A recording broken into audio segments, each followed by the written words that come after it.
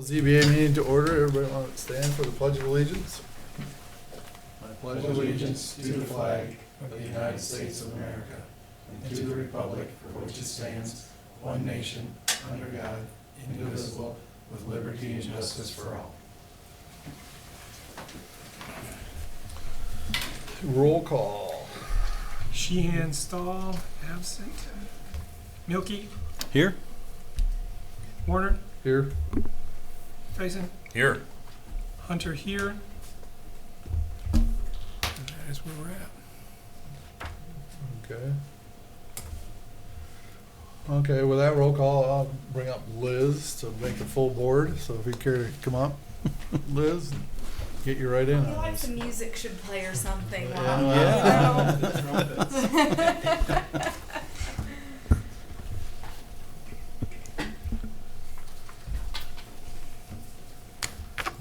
Okay, so next meeting minutes from May 1st.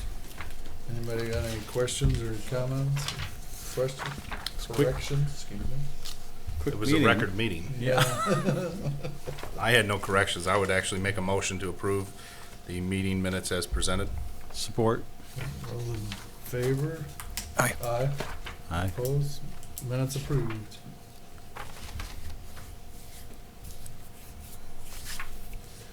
Correspondence, board reports. Brian? Planning Commission had a special meeting last night. Sole purpose was to look at the draft of the zoning ordinance sections 6 through 10. I'm trying to remember all of them.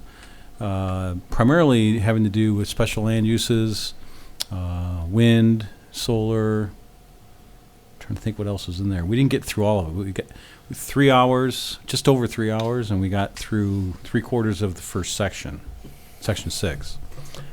But I thought it was a good meeting, despite the time it took. But it means we're doing our due diligence, and pretty happy with most. By and large, what I'm seeing is very usable. Would you feel the same, Peter? Mm-hmm. I mean, you're the zoning administrator, so. Yeah, no, it was, ideally, we would have liked to get through more, but section 6 that we're going through,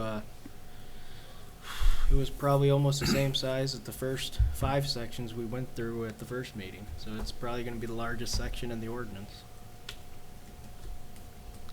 I assume the ZBA thoughts are being well represented, so otherwise it's... Trying. Yeah. I mean, obviously some of my experience here as well, that I draw on the cases here to bring up issues there.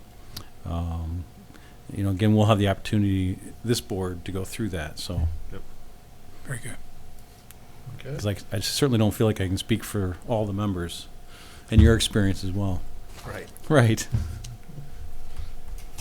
Good. Approval of tonight's agenda. Are there any changes, additions? If not, Move to approve the agenda as presented. Support. those in favor? Aye. Aye. Opposed? Agenda approved.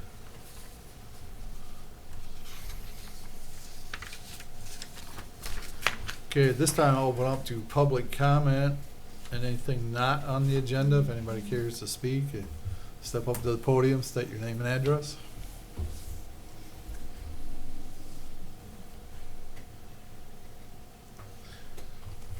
Hearing none, we'll close the public comment. New business. Variance 2019-05. Peter, you want to read it? And then we'll- Sure.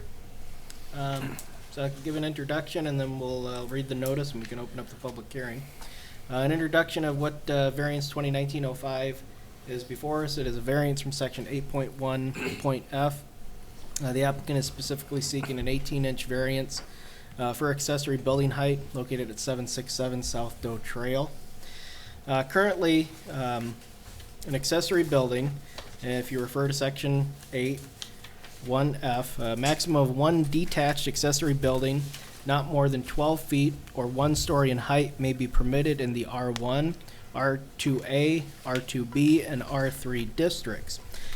unless the lot area exceeds 4 acres, in which case more than one accessory building may be allowed with a special use permit. So the property before us today is zoned R2A. It is allowed a maximum of one detached accessory building. Currently, the property owner does not have any detached accessory building. They have an attached garage on a one-family dwelling, which is permitted in R2A district. They would like to construct a detached building, accessory building, which would be permitted.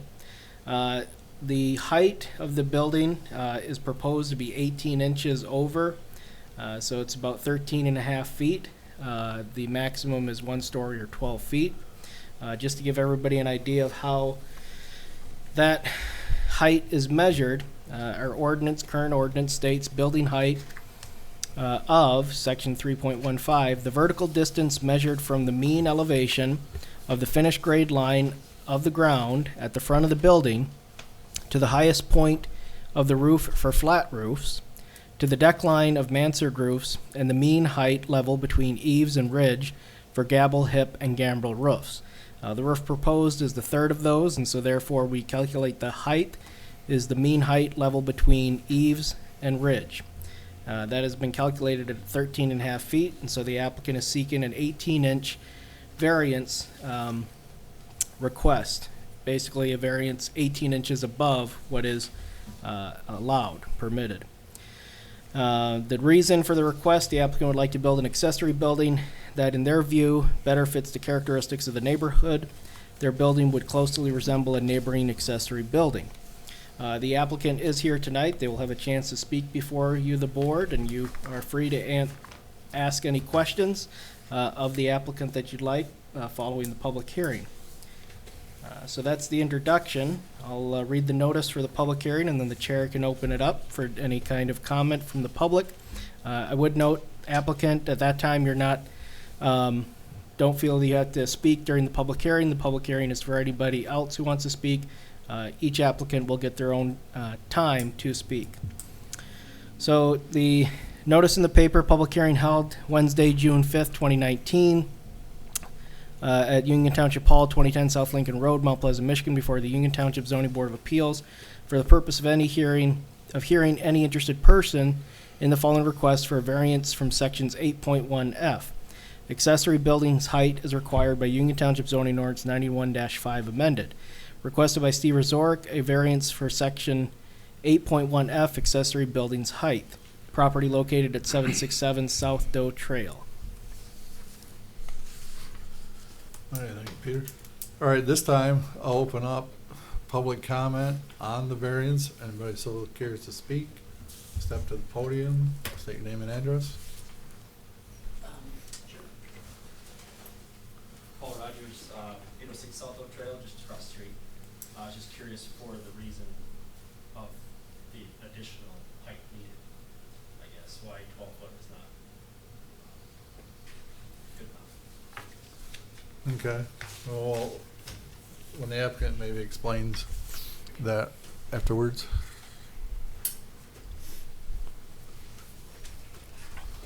Any other public comment? Okay, at this time, we'll close the public comment. And we will ask the applicant.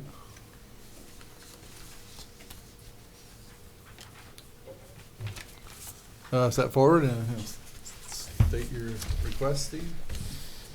Yes, I'm Steve Wazorek. I reside at 767 South Doe Trail, and I am requesting a variance in height. And it's not going to be out of characteristic with the neighborhood. There's an existing structure immediately to the south of my property that is has a already existing height of 13 and a half feet, according to the third way of measuring between the eave and the peak. So that belongs to Bill Cook, and he built that, I think, about 10 years ago. And so he obviously must have been granted a variance in order to get the building to be the 13 and a half feet. I don't propose to build a building taller than his. All I'm asking is for an equal height. And the reason is because most of the homes in Deer Run Meadows are either two-story or single-story with basically either 10-12 pitch, 12-12 pitch roofs, very tall roofs. And so, from my perspective, I want to try to build a structure on this accessory building that's going to mimic the way that my house was built. And I'm going to have I think I included some drawings with the plan, and then you could even take a look at some of the drawings. I don't know if there's an extra packet around that you might be able to review, but it shows how I want to try to make it look architecturally pleasing to the eye. It's going to have a little bit higher roof, because the only way I would be able to do it and meet the 12-foot height currently is to have a 412 pitch on the roof. Well, that's not going to resemble any house in the whole neighborhood. I don't think there's a single house in the neighborhood that has a 412 pitch on their roof. And since I want to try to match the garage or accessory building to my existing house, I am requesting a little bit of a variance in the height so that it will be aesthetically pleasing to the characteristics of the neighborhood and have a higher curb appeal. And I don't think it's asking anything out of the ordinary, since there is an existing structure right to the south of my building, a proposed building site that is not going to be any taller than that. So that's the reason for my request. Okay. Well, I think at this time, then, we'll take it to the board. If we got a question, then we can ask you. Sure. Absolutely. At that Thank point. you for your time. Okay, thank you. So, this time, went to the board, comments, questions?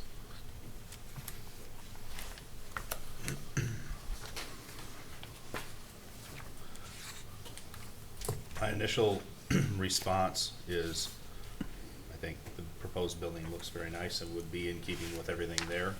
I've been thinking about it since we received our packets, trying to figure out how we might be able to interpret some of these conditions that would allow that to happen, because it seems like a very reasonable request. So I would like to hear from fellow board members if they have any ideas on how those applicable requirements would come into play, because I'm struggling to find one. I think that states very well kind of my thought process too. Was it's a very reasonable request,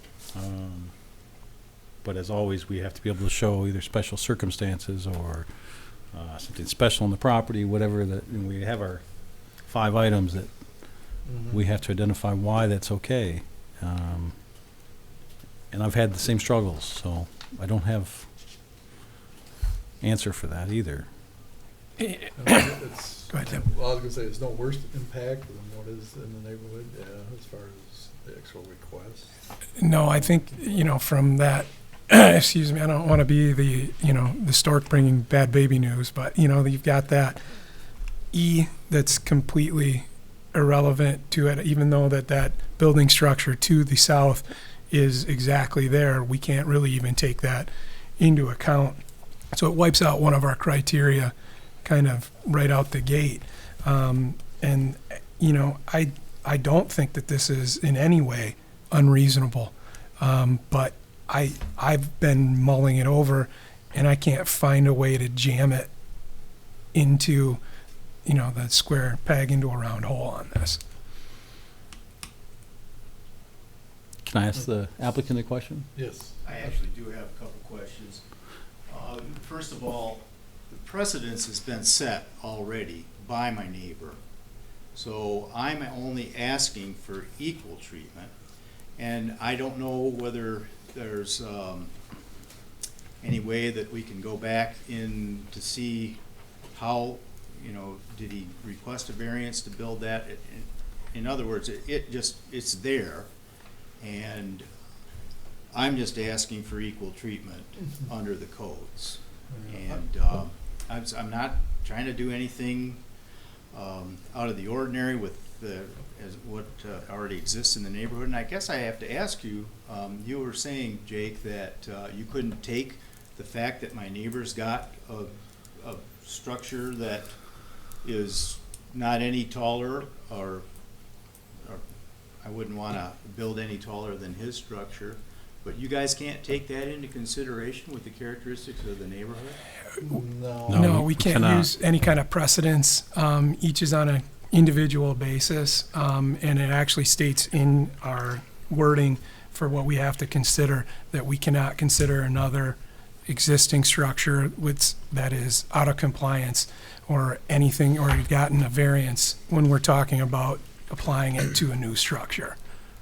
Unfortunately, that's what we're referring to, Steve. Everybody thinks it's a reasonable request, but according to the ordinance, section 5.8C, subsection 1, offers the criteria for which we have to consider every variance that comes before us, and there's criteria A through E, and those we can share those with you. They're part of the ordinance. Those are the criteria in which we're allowed to consider every variance.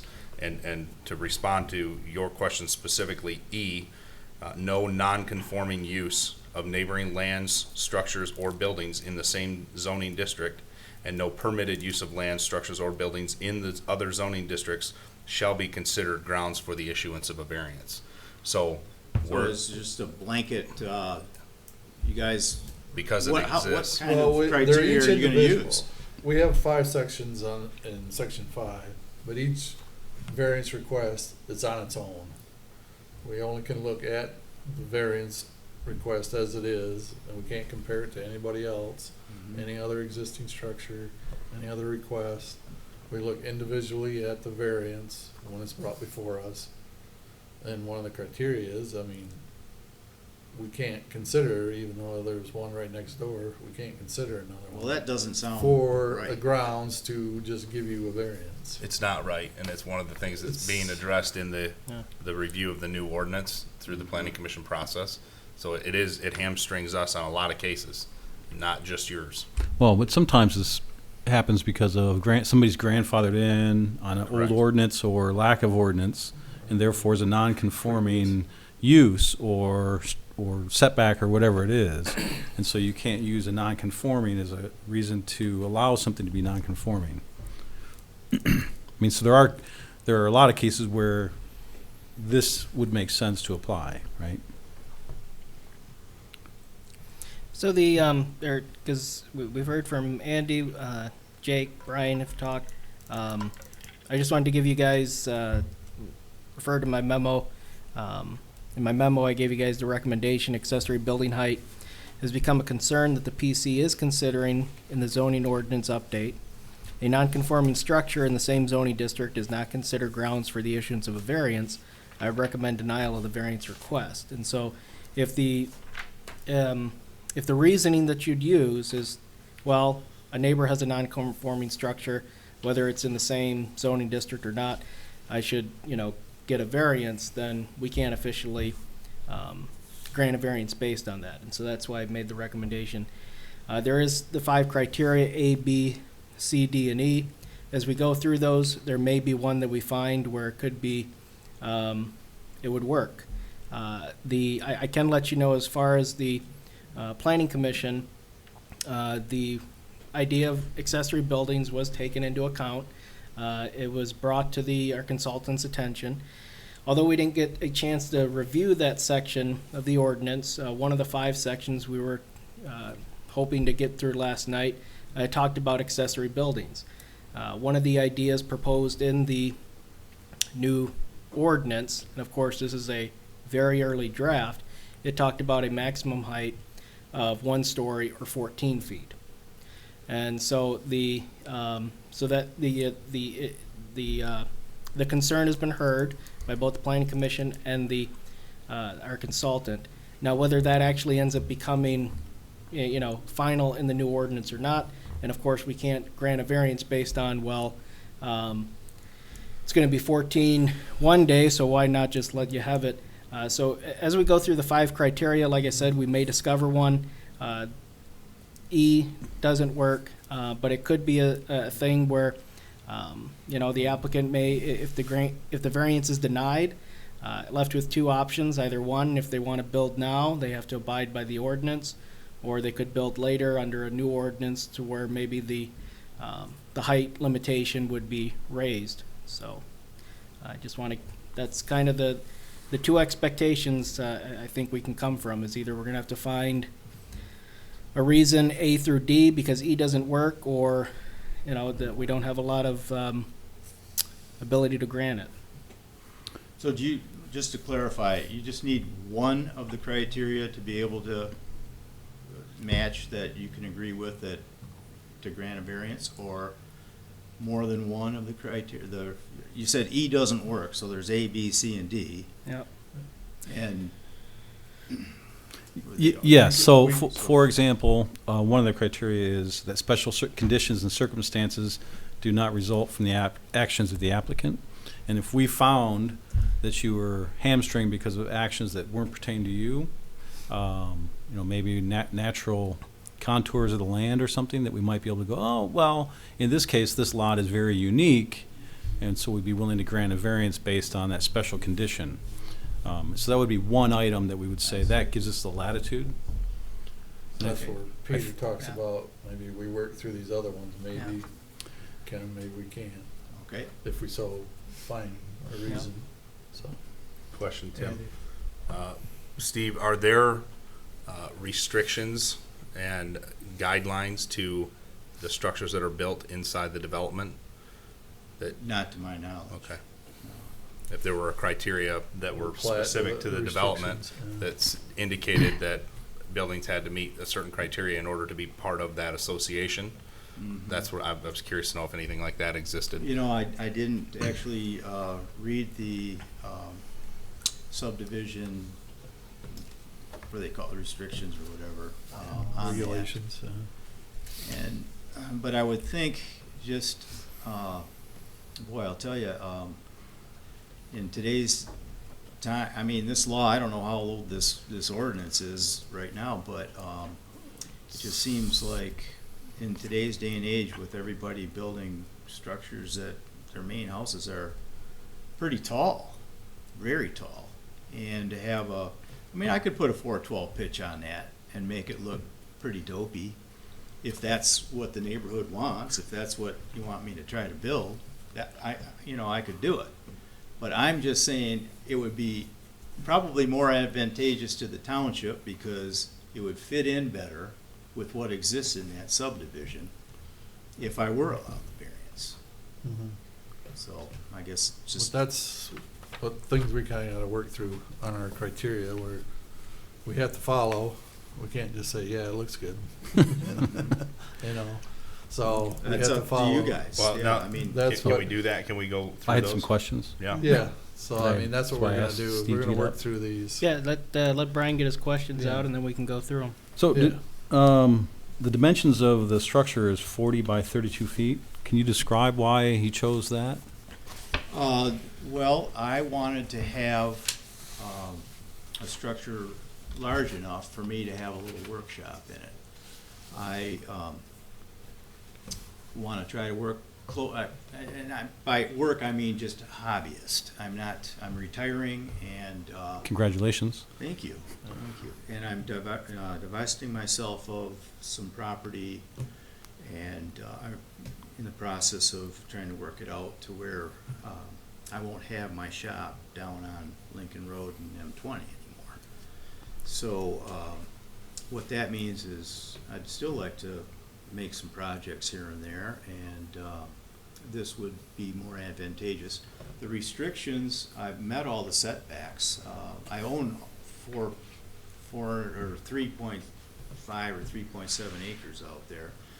It's a deep lot. I was looking at It's your a lots. big lot. Yeah. It's a big lot. And so it fits all the setbacks from the road, from the side, from my house, and from the rear setbacks. It meets all those, and I just thought, well, I'm a builder. Let's go 32 by 40. That'll work.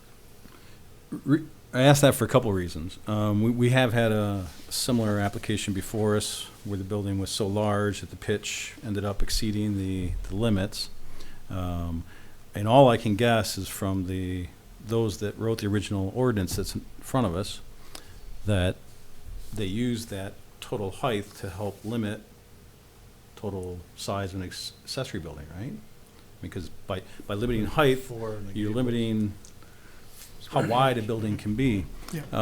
So we've had a similar I suppose request. I could put a flat roof on it. What I was going to ask is, if you went to 28 feet, would that suit your needs and still give you the pitch that you want? Have you gone through that exercise at all? Yeah, I've gone through all of that. I'd like to build it 32 by 40 only because I know the economies of scale for what I want to try to accomplish with it is probably going to work better with 32 by 40 for me, so why not? I mean, I talked to Peter about it and he said, well, apply for a variance and see what happens. He didn't explain to me that we have these criteria that, obviously, now he's coming up with saying. Well, he we have to have advised some against it. guidelines to go through every one of them to make them, try to be consistent Yeah. on how we review them. Okay. So that's what. It's more than guidelines. It's Well, the law I mean, that we yeah, I have mean, to it's- follow. Yeah. They're the criteria in which we have to use to support our decision for a variance to approve or deny. So in the event that it's questioned later in the court of law by someone who is in opposition to our decision, we have to be able to prove that we followed the ordinance and we didn't convey special privileges to you or deny you of some special privilege. So it seems like it would be useful to go through those. Yeah, at this time. Let's read them and take them one by one and see if we can discuss the possibilities. And we'll go from there. Sure. Okay.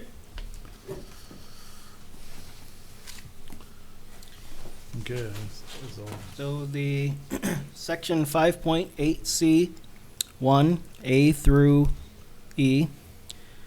A variance from the terms of this ordinance shall not be granted by the Board of Appeals unless and until a written application for a variance is submitted demonstrating A, that special conditions and circumstances exist that are peculiar to the land, structure, or building involved that are not applicable to other lands, structures, or buildings in the same zoning district. So we have a property that is zoned R2A. In other R2A districts, is there a special condition or circumstance to the land of this property, the structure, or building involved that are not applicable to other R2A districts?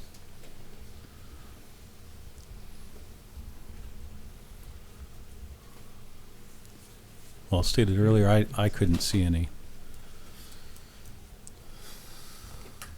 One, How yeah, many pieces of property do you have that are over 3 acres in size in our other R2 districts? I mean, it's a pretty good sized lot. And the building meets all the setbacks. I don't know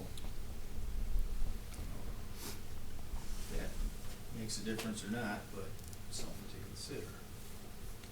The size of the Right. lot itself is unique.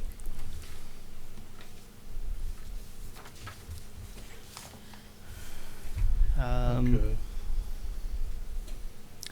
A variance from the terms of this ordinance shall not be granted by the Board of Appeals unless and until a written application for a variance is submitted demonstrating B, that literal interpretation of the provisions of this ordinance would deprive the applicant of rights commonly enjoyed by other properties in the same zoning district under the terms of this ordinance.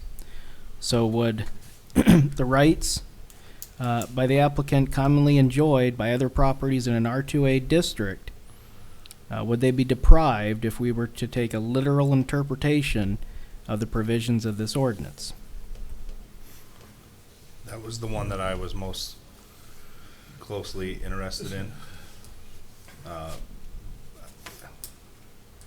Because this is a reasonable request, I was trying to figure out how to interpret that in a positive manner for the applicant so that we take into account the fact that it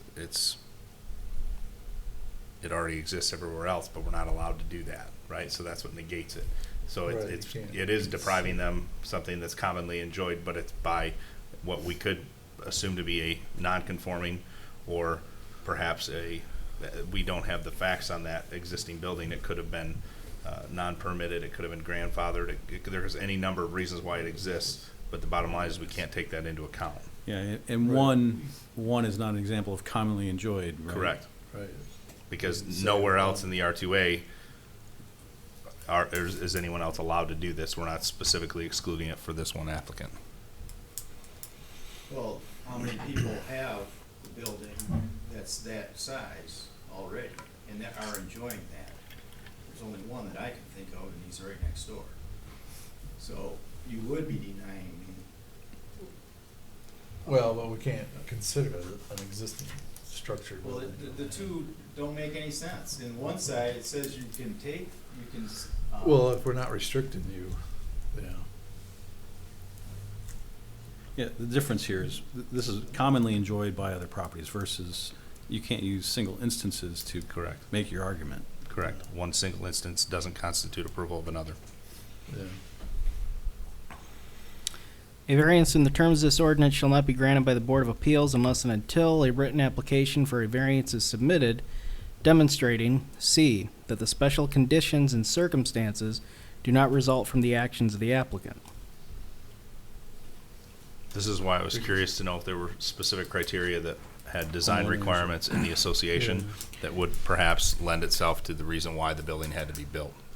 Because unless you literally wrote the restrictions or guidelines of the homeowners association regulations, those conditions don't exist at your doing.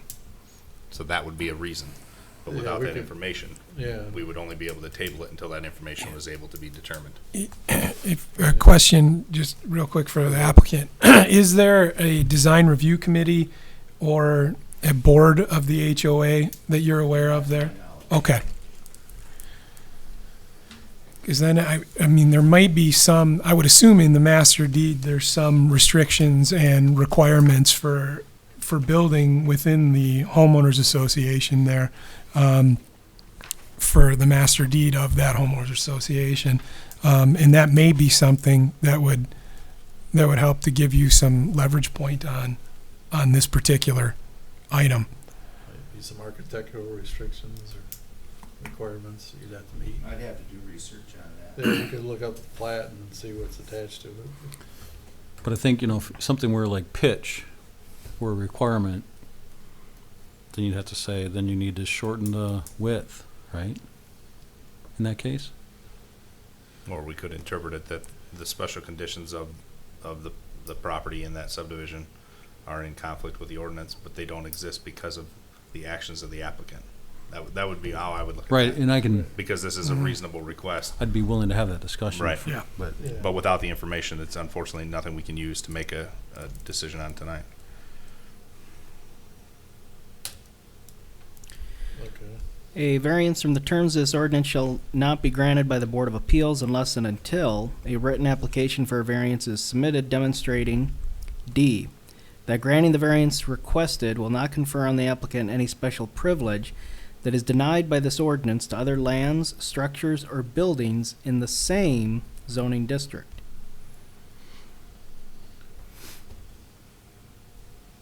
So by granting this variance, are you conferring any special privilege to the applicant that would be denied in this ordinance to other lands, structures, or buildings in an R2A district?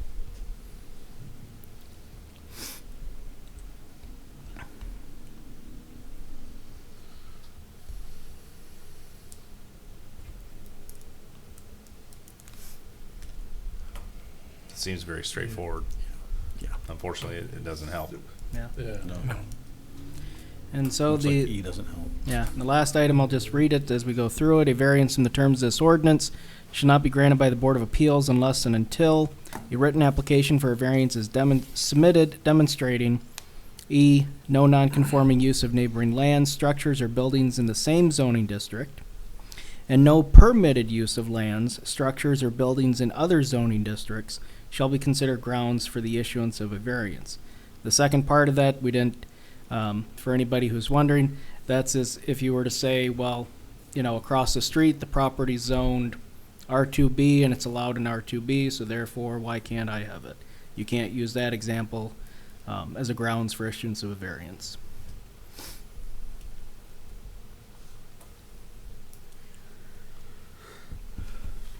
I would hesitate to be making a recommendation for denial, and I would actually like to encourage to the applicant to maybe withdraw the application until they could find specific information regarding the association to see if there are any guidelines that we could further investigate that discussion. But I'm open to other opinions.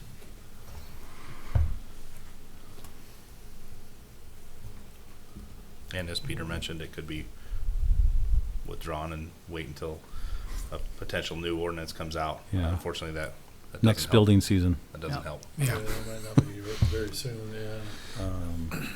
So, At this point, I you guess. guys would probably rather have me build a flat roof structure Not at we. 13.5 feet or 12 feet high and just get by with a flat roof structure in that neighborhood? That doesn't make any sense, It's guys. not a matter of what we would rather. Right. to be clear. We have to follow the regulations and the rules that we have for guiding all variances. We just ran through, and unfortunately, none of them really are prudent to grant the variance at this point. I feel like maybe not, but I mean, It to seems, say at this point. seems like if I was in your position, I would look at a few different things. One is why I asked the question about the depth of the building, 32 feet. You could make it potentially longer in one direction, but shorten it in a different direction so that your pitch doesn't go above that required height limit. Another might be to go with a separate kind of roof design. You mentioned flat, but maybe there's something else that you'd find more attractive. Drawback of that is probably gonna be more expensive, right? Or the third option, which this probably isn't great for you either, which would be waiting until the new ordinance is in and hope that this alleviates any difficulties that you're seeing here tonight that we're having. And I know none of those probably thrill you, but that's probably what I would be looking at. There may be other options here. So if I withdraw my request at this time and do a little bit of research, what is, Or we could do I have to table it pay for another one We- meeting. yeah, no, the- $300? yeah, We could we could table it table for a meeting or two, and give you time to look that up if Just, you wanted to. can we go bring- two? Don't we by law have to finish it within? There is no time limitation on the variance. We There can isn't. postpone. Okay. Yeah. Yeah, so we could leave it open, and that way there wouldn't be an additional fee, obviously. Right, you could go look up Well, any I've already paid information. you guys once, so I That's don't what I'm saying. Well, Yeah, right. yeah, right. That's So why I didn't want you necessarily have to withdraw it, because then you'd have to apply for a new one if you come back. We could table this one if give you time to maybe look up some more information. Maybe if there's any deed restrictions in the plat that might help you. I'd certainly be supportive of tabling if that helps the applicant. And then we can come back at Agreed. the next meeting or whenever you're ready with the information, present it, and we can hear it again. If Well, I that'll think- work for yeah, I you. mean, I can see the writing on the wall. You guys have already had Peter say that he recommends denying it, so I think at this point in time, I'd like to withdraw it, do a little bit more research. Well, I don't know. But then would you want to reapply then? No, I don't, just let I us, would recommend that you allow us to table it. Yeah. And that leaves the discussion open and the Oh, I application see. open, so that you can come back in June or, well, July or July or August and say, hey, here's the information that may be helpful to one of these five. Mhm. whenever you can submit the information to Peter, and then you can put it back on the agenda. That way, we don't have to make a decision tonight, right? We can make it later. Right, and then you don't have to pay again if you want to come back for I'm not gonna variance. keep paying this year. Yeah, that's what So, I wouldn't either. that's what I'm saying, Yeah. not necessarily So- withdraw. So Sounds- I can recommend to the board, even if the we've been doing a little bit too much back and forth. It's just, this conversation is supposed to just be among the board. If there's two people on the board that want to make a motion and a second, we can have a vote on whether you want to postpone, table, Yeah. regardless of whether the applicant, would like to or not. You're tasked with either you can make a choice, or if you want to postpone and give the reason for postponing, you can. So, Okay. Well, I'd like to move to Go ahead. table variance 2019-05 to give the applicant some additional time to present a case on the 5 criteria that we have to go through. Support. Further discussion? Those in favor of the motion presented? Aye. Those opposed? Hearing none? Okay, Steve, your motion is tabled. Whenever you get more information, I'll bring it to Peter, you can put it back on the agenda, and we'll hear it again. You don't have to Okay. pay anymore. It's open right now. All right, very good. Well, thank you for your time. Okay, Thank you. Appreciate it. Thank you. Okay, next item on the agenda, variance 2019-06. Peter, Okay. you read that first? and then Sure. we'll open public comment? just to give a background information on what this variance is for, this deals with, let me just give you a little background. So we had our building official and rental inspector, I'm not sure if by just notice or by complaint, but they went out to investigate a building that appeared to be too close to the road right-of-way. They went out to inspect it, met with myself, the three of us talked about the issue. The building official and I reached out to the owner of the property, sent them a notice of a letter of violation that indeed the structure was too close to the property, and the owner then met with the building official and I, and we sat down and we talked about options for alleviating the violation, bringing the property into conformance, specifically that one structure. And one of the outcomes of that meeting was the applicant could seek a variance. And let me get to the section 24J. Okay, so property is zone B7. B7, B6 parcels have their own set of rules separate from the B4 and the B5 districts. In the B7 district, you can have an outdoor display of products. However, the requirements are the outdoor display of products shall be set back a minimum of 10 feet from all property lines, 20 feet from the road right-of-way, and 50 feet from an adjacent residential structure located within an R1 and an R2 district. And so the issue at hand is that the outdoor display area requirement to the road right-of-way, the applicant is too close. And so they are seeking a variance. The variance is, so what is required is 20 feet. The desired, or the, what is current is 9 feet. And so the applicant is requesting a 11-foot variance. So they're required to be 20 foot from the road right-of-way. The building is 9 feet from the road right-of-way. They're asking for a 11-foot variance. And so that is what we are discussing. I can go through, in my memo that I supplied you, I stated I would recommend the ZBA consider a variance under the following conditions. All other structures for outdoor display must meet required setbacks. All future structures built for sale obtain a building permit. Accessory building is sold and/or removed by January 1st, 2020, with notification given to Township when sold. The reason why I'm recommending to consider a variance under the following conditions is I view it as a temporary variance and not a permanent variance for the property. The item is to be sold. It was built, it's permanent.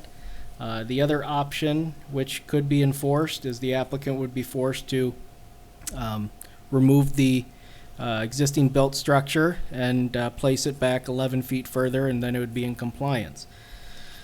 That is under your purview of authority, but in my recommendation, I'm looking, possibly considering a temporary variance to bring the property into conformance without having the applicant to tear down the structure and move it back 11 feet.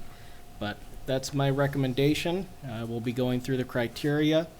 And with that, I can read the public hearing notice, and we can open up the public hearing.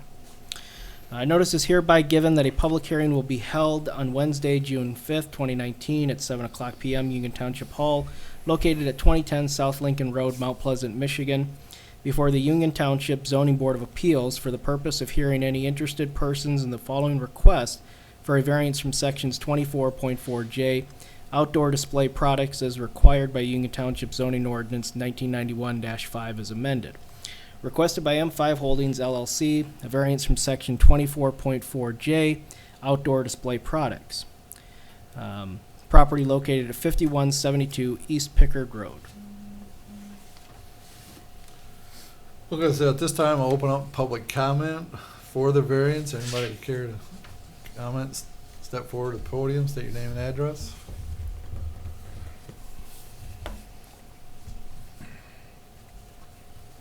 Hearing none, we'll close public comment, public hearing for that variance. And at this time, we'll ask applicant or the representative to step forward. My name is Danny Mitchell. I live at 8699 North Lumberjack Road in Riverdale, Michigan. I own M5 Holdings and Mid-Valley Structures. To give you a little history on how I ended up here tonight, there's no question that I'm in clear violation. Since 1999, I've been pretty much doing the same thing within about a 3/4 mile stretch of M20. I owned Mid-Valley Structures. My first modular housing dealership was located where Ferguson and the Auto Group are. I observed the same setbacks with our modulars that I'm observing with this particular building. Now, we then bought property across the road, across from Heritage Chrysler, where the doctors are now. Again, with our modulars and our buildings, observing the same setbacks that I'm doing today. So I guess what I'm telling you is I've been violating the setback law for about 20 years. So then I bought that property from Jim Sisson about 2 years ago. We tore the old house and breezeway and garage down that sat there between my display lot and the car wash. The decision I made to put that building up, again, was based on my experience of putting structures up in many locations up and down M20. I was on the corner of Isabel and Pickard for a little while as well. I had some steel structures there and various buildings. So I didn't know I was in violation by any means. Peter is exactly correct. My understanding is the zoning ordinance, or the rental inspector came out, saw George Fussman inside the building throwing some sand in there, thinking we were going to pour concrete in the building, which we weren't. We're putting, because it is a temporary structure, putting a crushed limestone floor in there. And then the zoning officer called the building inspector called Peter, and here we are today. So, typically when we invest the kind of money that we're investing in a building like that, we like to keep that up for 2 or 3 seasons. But, I understand, listening especially to Ms. Yeoman's plight. I know you've got some rules to follow. Very expensive, and not the board's problem by any means for me to take that building down and put it back up. It's about a $20,000 ding every time you do something just like it was with our modulars. So, that being said, that's my request. It is a temporary structure, though. Yes, sir. That same building, as I told Peter, that building we had set up initially in Cleveland. We tore it down and we set it up in Novi, Michigan, and now it's here on our display lot. Okay. This time we'll take it to the board. If we have any questions, we'll ask you. Thank you. So. Variance. Comment? Brian? I just have a general question. I mean, I guess this was discovered because building official, as you described it, saw this, no permit had been pulled to erect this structure. So I went to the site today, and there are some very nice, can I call them sheds? Sure. Okay. Sheds are displayed there. This building obviously is the largest there other than the permanent structure, at least from what I saw in my purview of the. So, being that it's not on a foundation, et cetera, our building official feels that it does need a permit still, right? Because it's not, I'm asking how that all, I'm not the one to ask about the building code. but the building official Yeah, felt the that was building official- necessary. Building official said that it would require a building permit based on Interesting. code. But not, obviously the sheds that they have there are different, Various shapes. right? That's how I would, yeah. Okay. Okay. Was that it? Yeah, Okay, I wasn't sure if you were done. Yeah, thank you. Several thoughts about this. First, Peter, you referenced section 24.4J, outdoor display products, and I would argue differently because although this building is intended to be temporary, and at some point if it wasn't sold, it sounds as though it would be moved to another location to potentially be sold there. It is in fact on a foundation. There is I watched the post get set, and I watched it's a treated wood foundation, which is hard to see now because it's all engraded off. I think I'm interpreting that correctly, that it's a post frame construction. Yes, it is, yes, sir. Yeah. Is it sitting on concrete or is it on a cookie? It's on a cookie. Yeah. So it's on a precast piece of concrete buried in the ground with a treated post set on top of it. That while this applicant is using that as a temporary structure, it is in fact a allowable code permitted permanent foundation for pole barns and garages Building style. and buildings throughout the Michigan Building Code. My concern with this lies in the fact that because it's in there with what is being considered a temporary foundation, although it is technically a permanent foundation method, that's the difference between it being a shed and what I'm looking at is a actual building. So I'm not the building official by any means. I do sit on the Construction Board of Appeals, and I thought that's where this was coming because I received several complaints about it and then called Peter about it, but they had already been on board with it. I also struggle with it, 24.4J, it's more of, this is a building. This is not an outdoor display product, although it's being sold that way. So I don't know how we interpret that. It seems to me like that's not the appropriate section. But then the other concern is, had this project been permitted properly in the beginning, the setback could have been observed and we wouldn't be here. So I don't believe it was done maliciously, although I don't know that we get to take that into account. So those are a couple of my comments or concerns.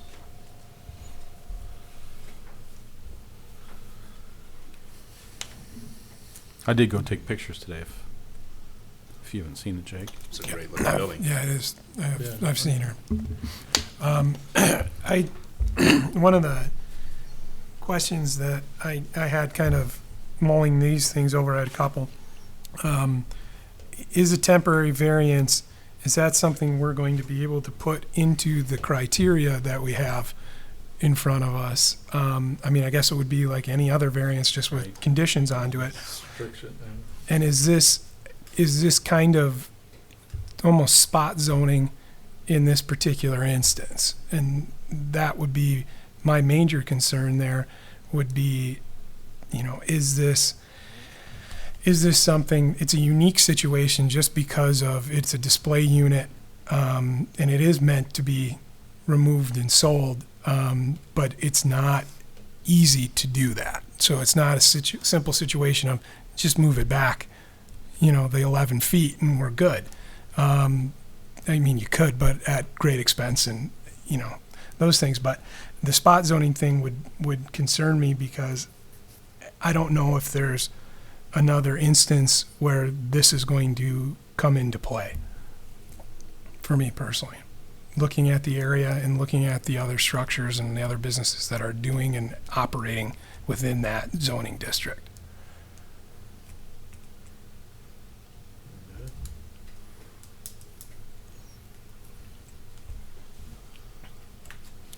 Just the one thing, a couple things I just wanted to highlight for you guys to keep you on task and clarified. One, the spot zoning, we don't want to use that. That's a term in planning when you're doing zoning districts. So this wouldn't be considered spot zoning. Two, to clarify my temporary variance, I don't want you guys to get hung up on temporary because that's not an actual Thing. separate from a variance. Basically, where I get at it that it would be temporary is similar to, if you recall the application, the granting of the variance for sidewalks at the Riverwood Golf Course. In essence, that variance was temporary because it was a one-time only variance to that project, to that development. Any other future developments on that property would not be granted a variance from the construction of sidewalks. So that's where I was kind of getting the idea of possibly considering a condition that, or a variance that under conditions would not be permanent. And so that's where I'm going with there. The question that I would have is, or that you guys can answer. So in the 24.4J, I determined it to be, and that was one of the things that we talked about with the applicant when we sat down with them, is we talked about the setback requirements for a principal building. We talked about the setback requirements for an outdoor display of products. I viewed it as an outdoor display of product, but we wanted to get the applicant, to say, what is this? And the way they described it is it's a product, they have it out display to be sold, it's outdoors. And so we were both in agreement that it's an outdoor display of product. If we do view it, or if the ZBA views it as a permanent, or not permanent, but a principal structure, the principal structure setback requirements in a B7 zone are 15 feet minimum front yard setback. So in that, if you guys determine that it's a principal structure, then the setback requirement is only 15 feet from the right of way, and so in that case, I guess the variance would drop, instead of from 11, it would be 6. So that's something to consider. I wouldn't consider it a principal structure from. Yeah, I'd Yeah. say he's got a principal. Right, there's already a Office principal building structure or there. something on the lot. Would the variance have been likely been approved if it had been requested beforehand, understanding that he didn't realize it was not? No. So I guess I'm struggling with, if you set the precedent that you can go back and approve a variance, because you made a mistake, and get it approved after the fact, then what would stop the gentleman that was just in here from building his building and then coming in here and asking for a variance because, oops, I built it too high and it'd be really expensive for me to make it smaller? It's a good Yeah. argument. It's a valid point, Liz. Yeah. Yeah. I think Peter's recommendation, correct me if I'm wrong, Peter, is you didn't feel there was malicious intent here, and you're trying to give some leeway in your recommendation was till the end of the year, basically, to have this resolved, right? Yeah, and my thinking is, I don't want it to, if a variance is granted, I don't want it to be that this is permanent, or Right. that for that specific site, as long as I put my building there, it's allowed to be 11 feet closer than all the other ones. It's a way of bringing the applicant into conformance and then moving on from then. But, if the variance was to request 11 feet and that building was going to be there until the end of time, then I would not be recommending a variance. And I think that's the only difference to your argument, which I think is valid. I would not be comfortable granting this variance indefinitely, right? I mean, it's trying to give the applicant some latitude to resolve what's occurred. Right. And I understand that Chance. and that's where, if you guys wanted to put a stricter, I just came up with to the end of the year, that gives them 6 months. I'm no expert in the industry, but I figure if you can't have it sold within 6 months, then, then you gotta get it removed, and at that point, if it costs you money to remove it, then, you're under, How long under has that it been there? stipulation. Huh? How long has it been there? 60 days, How long? 60 to 90, yeah, 90 days.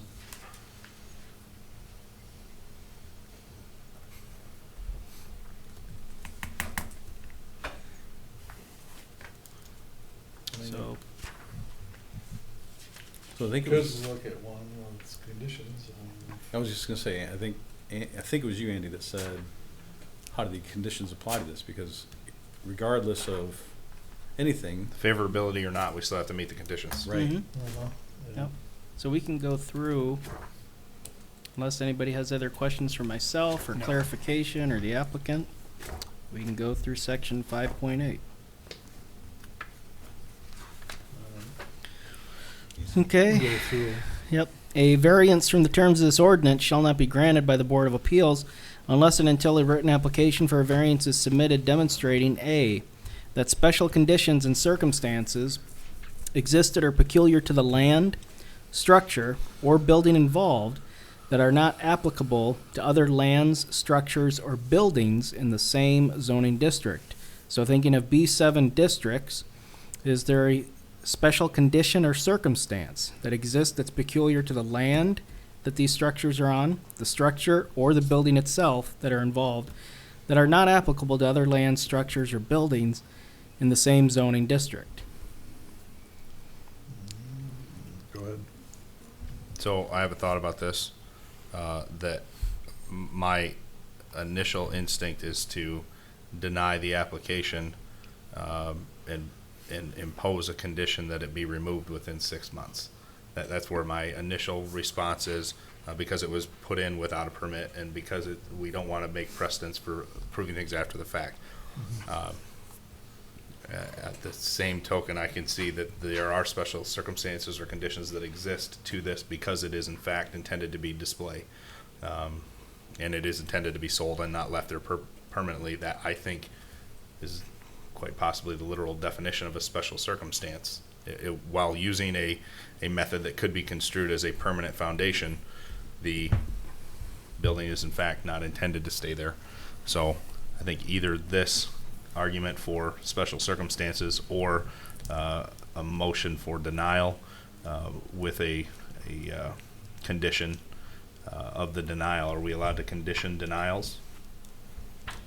Because I would think it would be a condition to deny the variance request, so we're not setting. He has to remove Yeah, it, no, or he has to well, come in and- compliance, Yeah, right? one, so it would be in your guys' ability, if it's denied, given that it's an existing structure, then it would be, my question to you guys then is, well, when do you want to see it removed? Do you Correct. want me to contact the owner, tomorrow and it's removed, or, you can give a timeline? So that would be in your authority to deny the variance and then say that the, structure has to be removed in so many days. And of course, any decision that you guys make is also, it's appealable in court, and so, but I'd concur with Andy that is a similar, basically it achieves the same goal as to what my recommendation, so both of those, I think would achieve the same goal. Just for my own thought, and we'll go through these other ones, in A is where I could slightly see maybe a special circumstance, and it depends on how often that you see this. When I interpret an outdoor display of products, I don't envision those products being permanent at all. I view it as, cars, trailers, plants for sale or whatever, things that aren't, that, somebody can't get in, drive away, push, pull, pick up, pull down. And so with this one, it is, it does have the post structure on the cookie, and so I guess the idea is how often or how typical is this? Does that create enough of a special circumstance? But Can I say something? Yeah, go ahead. Again, Yes. just, again, going back to a little history there, these buildings aren't any harder to take down than what our modular homes were starting in '99. If I don't know really any of you folks, but in 1999,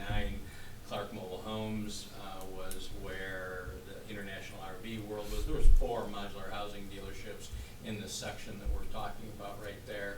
And, as far as the special circumstance, the difficult nature about outdoor display being something you can pull away or drive away, again, in Union Township, we had 4 modular housing dealerships putting up huge structures, much bigger than this, much more difficult and intense than this. The difference is, of course, that post-frame foundation. But, we built that building right there, and I'm not trying to limit the expense of what it takes to do this, but we built that building in Novi. We started at midnight on a Sunday night, and we had it on a trailer by 11 o'clock that morning, and it was freighting up here, So although there was a great expense to doing that, I think this is, modular housing dealerships were allowed in Union Townships for many, many, many years. And I was the last one to leave. Brad was the last one to leave at Clark. So, we're fairly familiar with, something that obviously you can't just pull away or drive away. Okay. Right. So, following up on the discussion that was already occurring here, I agree that this is a special condition, but it's also created by the applicant. That's the part I struggle with when we get to that. And therefore, I'm not sure I can take that into account. And, yeah, so I really struggle with that. But the question I have for Peter, I think is for Peter, is do we actually have the authority to say we want it down in a certain timeline? Or is it our authority to say we're not granting the variance, and it's up to township staff per other policy to follow a timeline? Do we actually have that authority? Yes, you have the authority to, Put a condition. yeah. Okay. In That's this case. something I learned tonight. I like that. It could be a condition, if Yeah. that's the way it goes. Yeah, there's been violations before in the past that have been brought to the ZBA, and the ZBA determined, that the item has to be removed, or you have, 90 days to clean up, and Come in then compliance. and then it's up to the applicant to come into compliance, and they can also then fight it in court, and, just because you give them the timeline doesn't mean that it's gonna be followed. It can, can go to the next step, but, yeah, it's in your authority to give a direction, timeline, and how long, to remedy the violation. Yeah, so this was pretty close to M20, but certainly plenty enough room for shoveling, right? From what I remember when I was out there. I mean, if snow flies in November, it's not going to be October. or October. It's Michigan. We're not going to create an issue with being able to shovel the sidewalks because of buildings too close. Okay. I think it's section 7, if I'm not mistaken, Peter, and it would be based on our section 7.3 enforcement, 7.4 penalties, and then 7.5 additional remedies.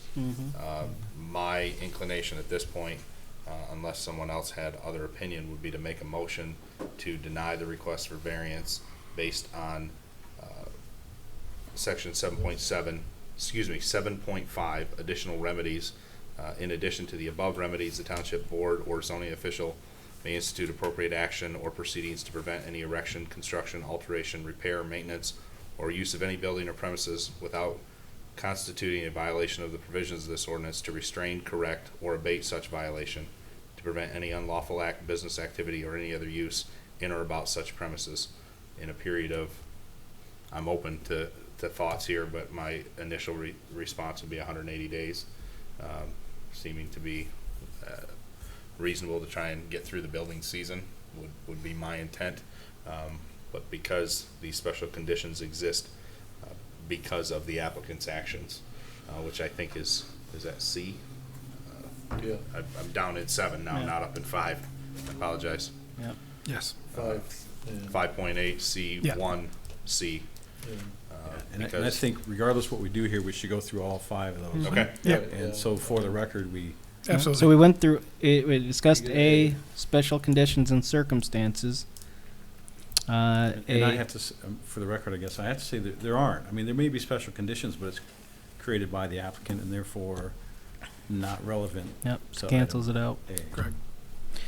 So a variance in the terms of this ordinance shall not be granted by the Board of Appeals unless and until, B, that literal interpretation of the provisions of this ordinance would deprive the applicant of rights commonly enjoyed by other properties in the same zoning district under the terms of this ordinance. You can still display it, it just has to be compliant. Correct. Right. So, Can you explain that again, Peter? Yeah, so the literal interpretation of the provisions of this ordinance would deprive the applicant of rights commonly enjoyed by other properties in the same zoning district under the terms of this ordinance. So what that's saying is, this is a B7 property. If in another B7 property, if this variance were to be denied in the literal interpretation of the provisions, meaning that you have to be set back 20 feet from the right-of-way, if that was enforced, would that deprive you, the applicant, of rights commonly enjoyed in other B7 districts? Legally or illegally enjoyed? It's under the terms of the ordinance. Under the terms so of the they ordinance. have to be legally. Legally. So non-conforming, existing non-conforming that are legal don't come into play here.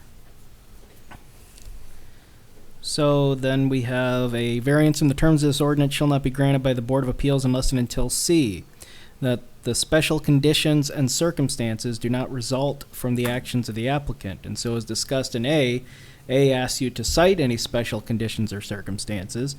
Once, if any are found, C asks you then to take a look at those special conditions and circumstances and ask, do they not result from the actions of the applicant?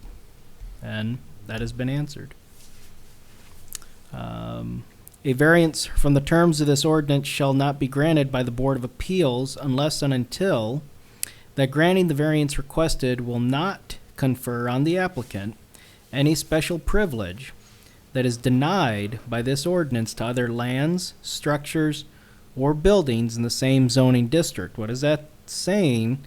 What that's saying is that if you were to grant this variance, would you confer on the applicant any special privilege that is denied by this ordinance to other structures, buildings, or lands in the B7 district? It could be interpreted that if you were to allow them to be 9 feet closer than others, that you would be conferring special treatment or privilege on the applicant.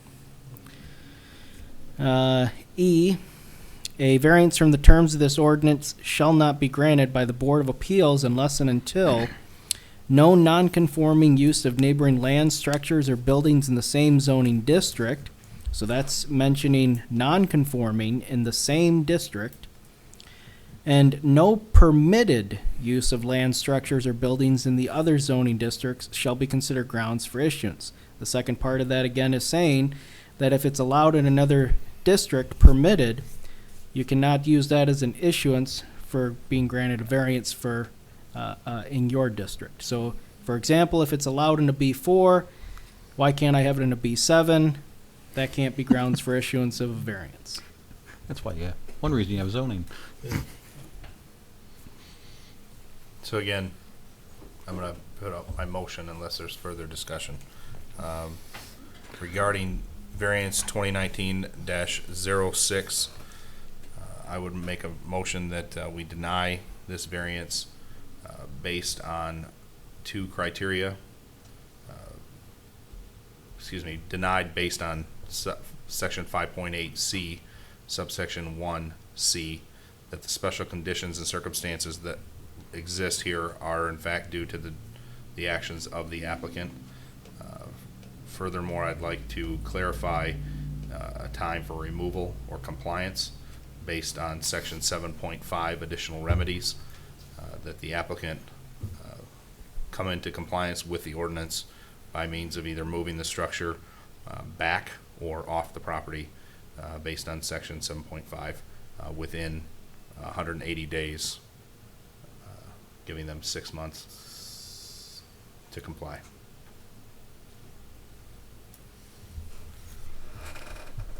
that would mean by November, not the first of the year. But- Correct. So you have to, is there, any support? I'll support. Okay. Any further discussion?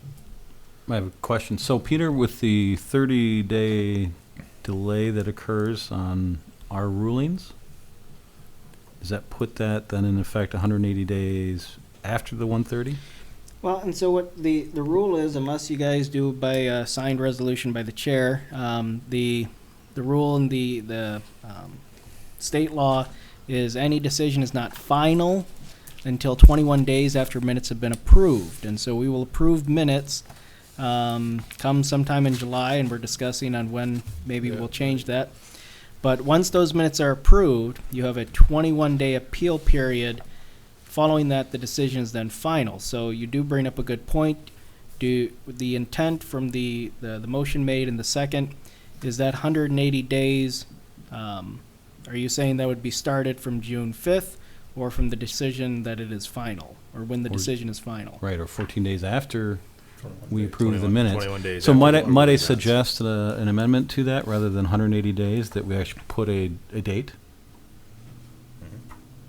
Would you be comfortable with that? Would you So like, if had it's your motion, 30 would you like to, I would accept an 30, amendment 21. to a firm date, and January 1st, 2020 is adequate, I think. I'd accept that It's amendment. near that 180-day mark, and if you really consider the meeting minutes not being approved until our next meeting, which could potentially be postponed until August, Another week. and or then so. 21 days after that, it will still be near the 180 days, but more closely to the January 1st. So January 1st, I would accept that. I'll accept, the amendment. So you have to sell it and remove it, or just move it? It has to be sold or In removed. compliance, has to Yep. be in compliance. In Move compliance. it to compliance with the setback. Yeah. Correct. That's good, Is everyone clear on the motion then? Crystal. okay. Jennifer? Okay. Those in favor of the motion presented? Aye. Those opposed? Hearing Okay. none? The decision of the board shall not be final until 21 days after it is made. Again, the decision has not been made until minutes have been approved, and therefore 21 days after minutes are approved, it will be final. Any person having an interest affected by any such ordinance shall have the right to appeal to the circuit court on questions of law and fact during said period. Further, any person or persons or any taxpayer, department, board, or bureau of the township aggrieved by any decision of the Board of Appeals shall have the right to appeal to the Isabella County Circuit Court on questions of law and fact. Okay. Sir, Thanks for being here. Okay, thank you, folks. Thanks.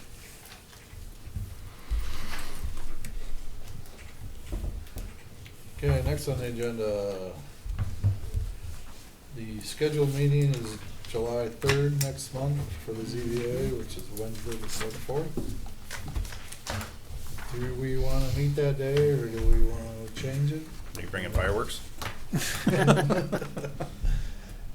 We have an ordinance for that. I know. Yeah, I was gonna say, I mean, if we change it, do we change it a week later, or do we wait a whole month? But if we Do wait you a have whole month, anything in? we have meeting minutes Yeah. to do. I know, I asked Peter this last night at the planning commission meeting, more about this particular agenda item. And the response I got, and you can clarify if you'd like, Peter, was that there are some applicants that are in the works that may have some interest in a July meeting. Okay. Yeah. Right now, I have 2 applicants looking at the July meeting. We also have these minutes that we would like to probably approve so that the countdown can begin for an Right. appeal. And so that there's 3 things that we'd like to potentially take care of in July. And so whether, you guys can move it further down in July, you can move it to the next week, whenever you want to move it, but. Do we have to move it, I guess, is the first yeah. question. I'm What- gonna be here. I was gonna say, I mean, anybody gonna be here? I or not won't be. here? I will On the not be 3rd? here. I mean, I'll be here. So we got 3 yeses and 2 nos. Jennifer will be gone. You're on. Good are for no you. takers on vacation? Oh, no. We'll fill you in. So we have I'm 1, here. 2, 3, Yep. and we don't know about John or Taylor? John Yeah. or Taylor. Well, do we have 3 regular members that will be? Yes. Okay. 3 and. 1, 2, 3. Okay. Well, no, because No. this is an alternate. This is an alternate. Do we have 3 regular members? We don't know We because get Taylor's not Taylor's here. not here. one Alternate, Okay. though, we could, can't we? really Why don't vote? we pick some Not if- dates yeah. in the event we have to move it? Sure. And then you can get with Taylor to see if he can, Yeah, because in the email, I thought I had said something about the 9th, because I asked Taylor about the 9th, and he would be available July 9th if we moved it to July 9th. Sunday, Tuesday, Tuesday, July 9th. 9th. is Tuesday, I'm sorry, I was looking at Yeah, June. I'm out Sorry. that week. You're out? Yeah, but maybe we've got, I'd be here Available. on Tuesday the 9th. 9th. You For will or sure. won't? Would be. I would definitely be available then. Yes. So if you Yes. would be, so if we want to move it to July 9th, we can. That would be, we'd have 4 regular members, so that would be enough to make any action. and if, just informational, if needed, I'm here the week before, so if we needed to, for some reason, to move it up, I'm able to do that. Liz, are you Right. available June, Yep. July? So, I'm not vacationing till the end of July, so okay. I'll be So- here. So if we do, so if you guys want to make a vote to actually move it to July 9th, or that's pretty much what I want to Well- get out of this meeting is either Yeah, if we can move it to July 9th or keep it the 3rd, or if you guys want me to then, we can survey you guys. at 7 PM. Motion to move the July 3rd ZBA meeting to July 9th at 7 PM. I support. Jake supports. Those in favor? Aye. July 9th it is right now.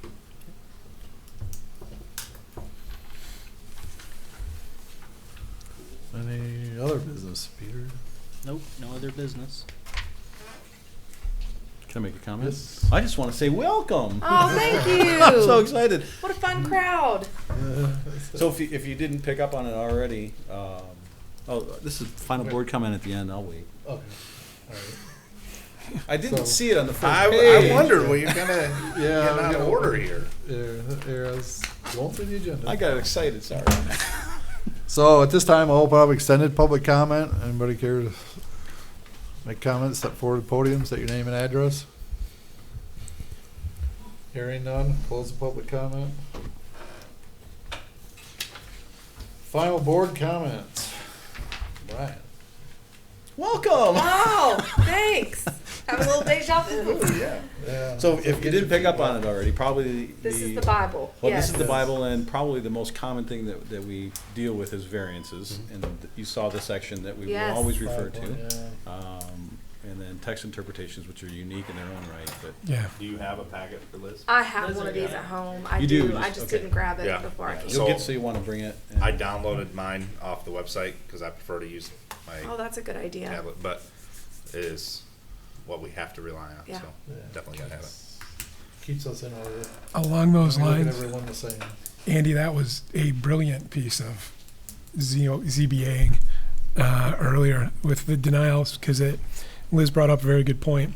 Yeah. To tip the flag. I mean, we don't work in precedences, but to tip the flag to everybody else of just go do whatever you want and then come beg for forgiveness, this puts a pretty heavy stop on it, and it was impressive. Very good. Thank you. Yeah, and I think what's useful in some of the discussions too, that would be, if someone's not told you, this is the last stop before circuit court. And so we have to be very careful in the motions that we make, that Absolutely. we have legal grounds in which to make them. And that's why it's so important that we refer Yes. to that. It's not about feelings here. Right. The zoning board of 'Cause appeals. there are That's frustration hard. times when you're like, That's oh, hard. you want to I give could it to tell. them. I feel so bad for that. For Well, that man, and but- to that note, that I made some notes during the meeting tonight. I have a lot of frustrations with this ordinance. Unfortunately, that's why we need the new ordinance, but unfortunately, we can't deal with our frustrations as a means to authorize a variance. Steve's request is a perfect example, but there's numerous requests that come up like that. And so I'm anxious to see, after the draft is provided, that we can kind of dig into that in more detail. Yeah. That'll be the next Okay. 5 sections, stuff more pertaining to us, right? There was a lot in the 5 sections that we were supposed to go over last night that would pertain to this group. Yeah, I guess so. Right. We just didn't get through Get it to all. it, right. Yeah.